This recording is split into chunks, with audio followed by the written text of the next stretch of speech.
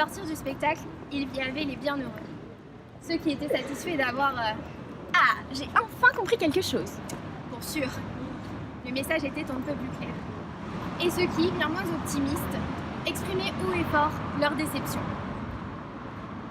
faisant entendre aussi également sans doute les voix de ceux qui avaient déserté. C'est ceux-là qui faisaient le plus de bruit. Étaient-ils plus nombreux? Je ne sais pas.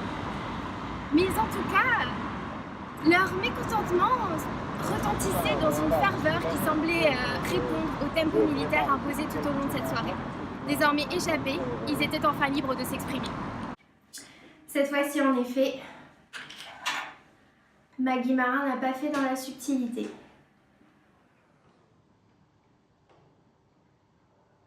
« 90 minutes, sans entracte, pendant lesquelles elle nous a comme kidnappés. 2 choix possibles, fuir ou subir. À coups d'images chocs et de scènes violentes, la chorégraphe dénonce notre société de consommation et n'y va pas avec le dos de la cuillère, en argent. Le monde qu'elle dépeint est abject, tandis que les uns exposent leur fortune à en devenir ridicule et s'amusent entre eux, les autres subissent leur colère et tombent sous leurs coups.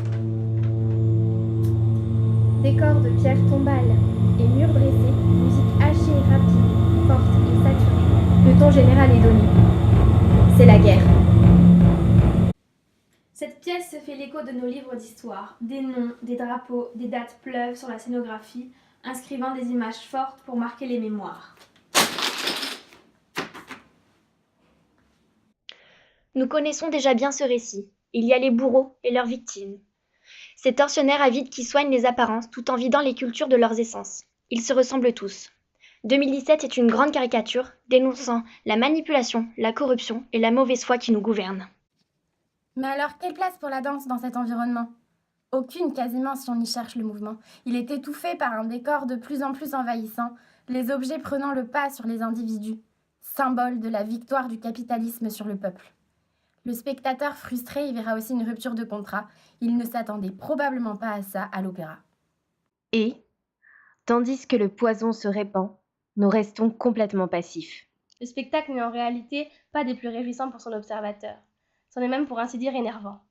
La vision très manichéenne exposée ici, mêlée au rabâchage, à l'exagération et à la provocation, tombe dans la facilité. Les scènes se succèdent superficiellement pour nous jeter à la figure tout ce que l'on sait déjà. Pas de regard différent, pas de questionnement, juste un condensé de vérités sordides tout droit sorties des poubelles de notre quotidien. Quel peut être donc l'intérêt de porter un discours déjà entendu par la majorité? Peut-être tout simplement qu'après avoir éprouvé 2017, le spectateur pourra s'interroger sur l'incommensurable capacité des êtres humains à tolérer ce qui les contraint. C'est vrai. Plutôt nous rendre sourds et fermer les yeux quitte à nous endormir. À l'image de mon voisin de siège. Plutôt nous plaindre après coup des promesses non tenues. Et finalement, plutôt accepter d'assister au massacre que de se lever.